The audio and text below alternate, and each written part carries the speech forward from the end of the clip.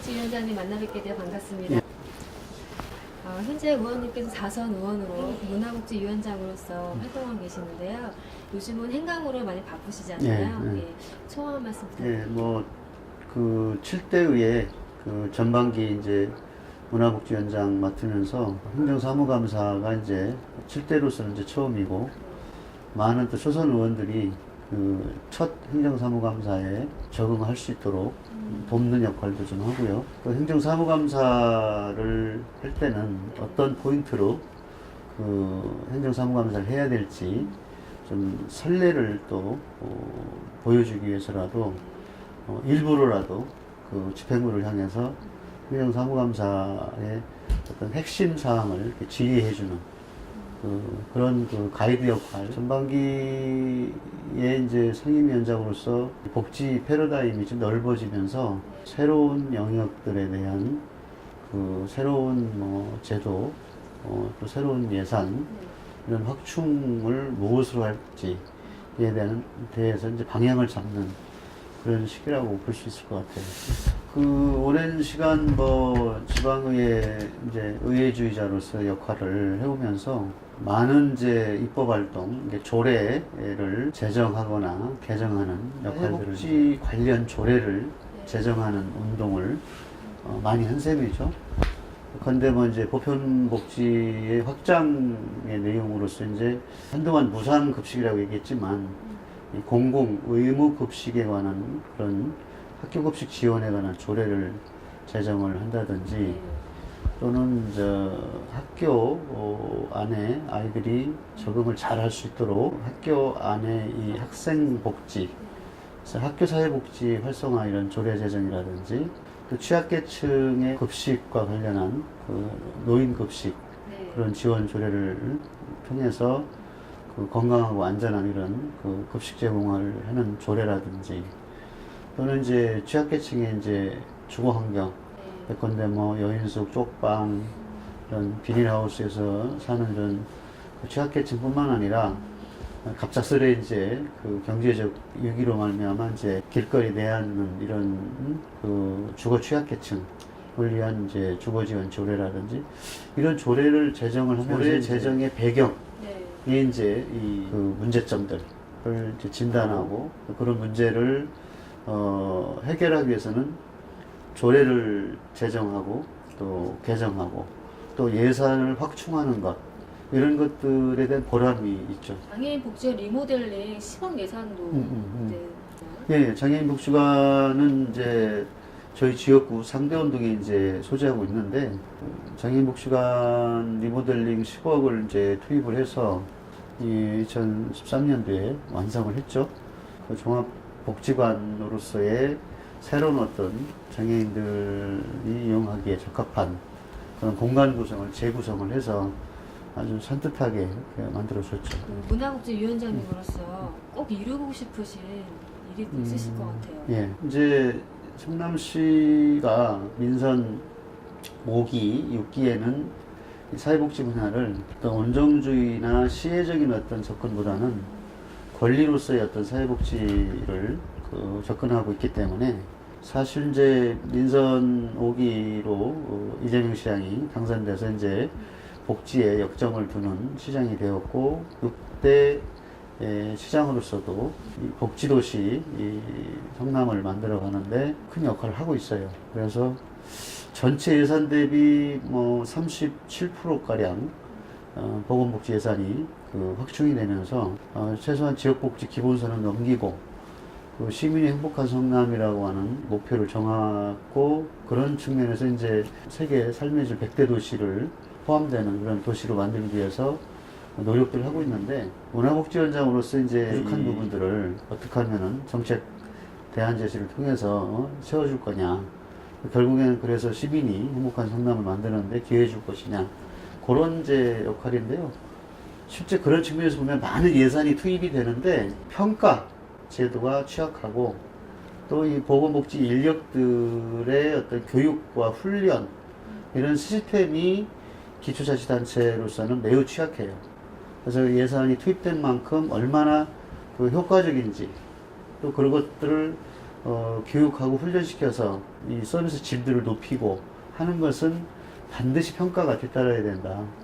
중앙에서 광역자치단체에서 하는 지도점검의 수준이 아니라 중앙 단위 평가 시스템 갖고는 지방에 늘어나는 어떤 보편복지 예산, 보편복지와 관련한 제도를 따라갈 수가 없는 그런 실정이란 말이에요. 그런 것을 좀 완성해가는 노력들을 좀 해야 되겠다 이런 생각을 합니다. 장애인분들도 문화를 얼마만큼 즐기느냐 그걸 요즘에는 많이 소모하고 그런, 계시는데 네. 성남시 장애인분들에게 문화적 혜택을 앞으로 또 얼마만큼 장애 유형이 다양하기 때문에 그 유형에 맞는 여가 문화를 즐길 수 있도록 장애인들의 이 문화, 이 예술 정책이 좀 특화돼서 별도로 필요하다는 생각을 최근에 와서 많이 해요. 그래서 뭐 장애인들끼리 모여서 노래를 한다든지, 뭐 그림을 그린다든지, 이런 뭘 만든다든지, 이런 창작 활동을 장애인들이 오히려 또 집중 선택이 가능한 분야에서는 장려하는 그런 문화예술 정책이 좀 정립이 됐으면 좋겠다. 그렇게 해서 지역 장애인 복지 계획에 그런 유형별 분야별 장애인 복지 정책이 수립이 되어진다고 하면 반드시 그 안에 문화 영역의 지표를 좀 개발하고 해서 장애인들의 여가 복지 이 정책이 좀 현실화됐으면 좋겠다. 그런 것이 좀 이렇게 앞당겨지지 않을까 싶은 생각이 드네요. 그럼 공개 관련해서 조례를 혹시 구성하고 계신가요? 조례는 이제 조례의 유형들을 갖고 이제 모니터링을 좀 해볼 텐데요. 기존에 이제 뭐 정기영 의원이나 장애인 복지에 같이 했던 성남시 의회 의원들이 주로 제정했던 분야가 이제 어떤 분야인지는 분석을 좀 해봐야 될 것 같고, 그래서 여가 문화에 관한 지표 지수가 개발이 되면 거기에 맞는 또 근거가 있어야 되겠다 싶으면 이제 조례 제정을 해야 되겠죠. 인식 개선도 굉장히 중요한데 인식 개선 많이 그렇죠. 하고 있는데도 불구하고 아직도 받아들이는 게 멀잖아요. 초등학교에 이제 진행하게 되면 장애인, 비장애인이 이제 누르르 보여지고 안 보여지고 하는 문제에 대해서 이제 구별을 하게 되는데, 요즘에 이제 장애인 인식 개선 활동에 있어서 보니까 장애인들 당사자가 이제 비장애인들에게 장애의 유형들에 관한 그것을 보여주게 하고 하는데, 학교 안에 찾아가서 장애인 인식 교육을 이제 뭐 프레젠테이션도 해주고 뭐 하지만 실제 이제 반드시 초등학교 안에서도 이 도시 공간을 전체를 무대로 두고 함께 체험 중심의 이런 교육이 됐을 때 장애인 인식 개선에도 큰 도움이 될 것 같다라는 생각이 들고. 장애인이 지금 35,000명 정도. 그렇죠. 예. 등록되지 않은 장애인도 있을 뿐더러. 그렇죠. 최근에 충격적인 사실은요, 장애인으로 등록이 안 돼갖고 군대 간 사람이 있단 말이에요. 일부러 안 하시는 분들도. 네, 일부러 안 하는 사람들이 있기도 했지만, 부모가 이제 우리 아이는 장애가 아니다라고 하는 생각을 갖고 등록을 안 했단 말이에요. 근데 그 아이가 군대 가서 군 생활하는 동안 얼마나 인권을 유린당했는지에 대한 충격적 사실들을 보면서 장애인의 등록은 반드시 태어나서 이 영유아 시기에 일정한 동안 관찰을 통해서 아주 미약한 수준에도 장애 영유아로 등록할 수 있는 그런 것이 필요하다, 이런 생각이 들어요. 그런 사례를 보고. 기간 내 병원에 가서 영유아 건강검진이라는 그렇죠. 걸 하거든요. 그걸 안 하는 부모들이 많고. 의무적으로 하게끔 의무 등록제를 나는 해야 된다고 봐요. 그 시기를 놓쳐갖고 아예 장애 정도가 심화되는 그런 경우이기 때문에 의무 등록제가 반드시 시행돼야 된다고 봐요. 근데 누구나 어쨌든 장애인이 될 수 있다라고 하는 사실, 크든 작든 예컨대 뭐 미국이 전체 인구 대비 그 장애인 비율이 20%나 차지한다고 그랬습니까? 그 정도로 아주 세밀한 장애가 있어도 장애인으로 등록이 되어져 갖고 이 정상적인 활동을 하는데 불편함들이 있기 때문에 그만큼 배려를 해주는 그런 도시공간 정책이 필요한 건데, 우리는 여전히 뭐 장애인 그 유형들이 적용 자체가 약하잖아요. 몇 프로가 되죠? 한 5% 되나요? 4.5%? 성남시만 해도 한 4.5% 정도 되는데, 그 정도의 장애인 비율이라고 한다면 아주 세밀한 장애인에 관한 그 배려가 약하다, 여전히. 그런 생각이 들어요. 의원님께서는 그 장애인 행사에도 빠지지 않고 참석하고 계세요. 굉장히 부지런하신 것 같은데 그 원동력은 어디에서 나오나요? 장애인 단체의 뭐 행사 중심으로 따라다니는 건 아닌데요. 가능한 한 이제 장애인 단체에 참여해서 듣고 보고 해야 이 장애인들의 이 삶의 질이 보다 더 이렇게 업그레이드 될 수 있는 그런 그 계기로 좀 삼고자 이제 행사들도 많이 참여를 해요. 배우자가 나보고 일에 미쳤다 이렇게 이제 할 정도로 일을 너무 매몰돼서 하는 거 아니냐.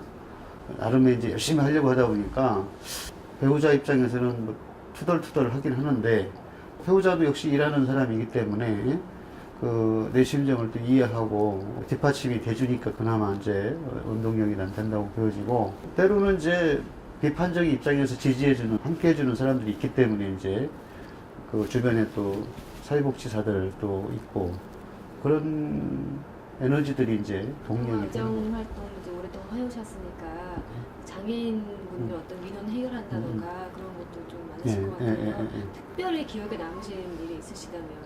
글쎄요, 최근에는 이제 그 장애인들 복지와 관련해서는 그 예전에는 이제 장애인 당사자들이 시의원도 했고 해서 그 몫을 그 장애인 당사자들의 이해와 요구를 대변하는 대리인의 역할을 하는 의원들이 있었는데, 지금은 7대 의회는 이제 장애인을 대표할 만한 의원이 안 계셔서 내가 더 신경을 쓰고 있는 상황이고, 또 뭐 장애인들과 함께하는 또 동반자이기 때문에 사회복지사로서 장애인들에 관련한 권리 증진 조례를 만든다든지, 장애인들 중에 중증 장애인들의 이제 자립생활센터를 도에서는 예산 지원을 더 이상 못하겠다 이랬던 거를 그럼 성남시 자체적으로 예산 확보를 시비로만 갖고라도 했으면 좋겠다라고 시장한테 건의해서 그걸 관철시켰던 뭐 이런 기억들, 또 장애인들 전용 주차장을 장애인들 스스로가 관리할 수 있도록 조례를 만들어서 내가 발의는 대표 발의는 아니지만 내가 만들어서 이렇게 동료 의원들한테 조례를 발휘할 수 있도록 뭐 지원한다든지, 뭐 최근에는 이제 우리 뭐 장애인들에 관한 인식 개선을 위한 그 계몽 운동도 이제 하지만 지역사회복지 계획을 수립하면서 장애인들 당사자들이 그 맞춤형 복지를 실현할 수 있도록 도와달라, 이런 이제 건의와 의견들이 있어서 예컨대 뭐 시각장애인 전용 복지관을 지을 수 있도록 그 지역 장애인 복지 계획에 반영해라. 혹은 뭐 청각장애인들에게 뭐 이 듣기에 관한 훈련하는 그런 그 시스템을 도입을 해라라든지 뭐 이런 것들을 지역 장애인 복지 계획 4개년 계획에 반영하도록 이번 행정사무감사를 통해서도 요구를 했고, 그런 내용을 시 집행부에서도 적극적으로 반영해서 앞으로 4개년 계획에 포함시키고 좀 진행시키겠다, 이런 답변들을 받았을 때는 이제 뭐 보람도 있고 그래요. 사모님께서도 직장생활 하고 계신 것 같아요. 네. 가정 내에서 보편적 복지가 잘 이루어지고 있으신지. 물론 이제 아버지라고 하는 역할은 내가 충실하게 못하고 있고, 왜냐면 아이들하고 시간을 자주 갖는 경우가 아니기 때문에, 물론 이제 아이들하고 대화하는 시간도 요즘 아빠들은 10분 이상을 못한다 이렇게 하지만 시도는 많이 해요. 그래서 친구처럼 편하게 이제 예? 그 지내지곤 하는데, 배우자도 뭐 어린이집을 했었기 때문에 뭐 지금은 좀 잠시 쉬고 있지만 얼마든지 집안의 가사 노동을 분담한다든지, 오히려 내가 더 많이 할 때도 있고 네. 뭐 일시적이긴 하지만 그렇게 이제 가사 노동이나 자녀 양육이나 이런 것들이 완결적으로 못하고, 다만 이제 아이들 앞에서 부부간에 이렇게 좀 평등하다. 오히려 아빠가 좀 엄마한테 져준다. 왜 버릇을 왜 그렇게 그 져주는 버릇을 들이게 했느냐, 이렇게 딸이 따질 정도니까. 그래서 뭐 물론 이제 성격적인 차이가 있겠지만, 그래도 좀 늘 내가 이제 우리 어머니로부터 그 교육받은 내용이 져주는 것이 이기는 것이다. 이런 내용으로 살다 보니까 역시 내가 부모로부터 받은 교육적 효과나 내가 또 우리 자녀들한테 해주는 이 교육의 이제 가치나 의미가 좀 그대로 개선되는 것 같아요. 시험만 계속 하셨어요. 나중에 도의원이나 기회가 주어져야 되겠죠. 아무래도 기회가 주어져야. 시의원 역할이 매우 중요한데, 출세하려고 막 그런 것보다는 현장에서 답답한 나머지 정책을 직접 영향력을 갖는 역할을 해야 되겠다 싶어서 하다 보니까 이제 12년 지나고 이제 13년 이제 사선 의정 활동하는데, 지방의회에서 국가사무나 뭐 국가유임 사무 뭐 이런 것들이 지방으로 많이 이양이 됐기 때문에 오히려 지방에서 역할이 충실해야, 물론 이게 지방의회 하다 보니까 법의 어떤 한계점, 제한 요소들이 많아서, 이거 국회 가서 법 바꿔야 돼, 법령 바꿔야 돼, 뭐 이런 생각을 할 때도 있죠. 그러면 국회의원은 가야 되겠구나, 뭐 이런 생각이 드는데, 지방의원과 국회의원과의 정책적 어떤 네트워크를 좀 강화하는 방법도 있으니까 뭐. 앞으로 계획과 포부가 있으시다면? 네, 10대의회에 들어갔기 때문에 그 4년간 이제 임기를 지방의회에서 주민들과의 약속을 했던 약속들을 좀 지켜내고, 공약이죠, 물론 공약인데, 여전히 그 공약들이 이제 오랜 세월 동안 그 하나하나 실천해갔지만 상당 부분 많은 분야에서 저희 노력한 그 결과나 흔적들이 있어서 성취감도 맛보긴 하는데, 나에게 성과로서만이 아니라 또 우리 성남 시민들에게 그 만족도를 높여주는 데 기여하는 이런 것이 됐으면 좋겠고, 앞으로 4년간은 이제 제가 새로운 어떤 진로들을 좀 선택을 하는 중요한 계기가 되겠다, 이런 생각이 들어요. 그래서 두루두루 좀 살펴서 그 복지 영역 자체가 과거의 전통적인 복지 영역에 머물지 않게 하고, 사회 전반에 관해서 삶의 질들을 좀 높여내는 그런 그 과제들이 있어요. 그래서 아까 얘기했던 학교 사회복지 조례 경험에서 나왔던 것처럼 군사회복지에 관한 것을 지방 차원에서, 지역 차원에서 대응할 수 있는 시스템을 구축하는 것. 그리고 이제 보다 더 이제 이 도시 자체가 아동 청소년 친화 도시로 만들기 위해서 정말 아이들이 갈 곳이 없다고 하는데, 예? 갈 곳을 만들어줘야 되는 그것을 좀 구체화시키고 싶다.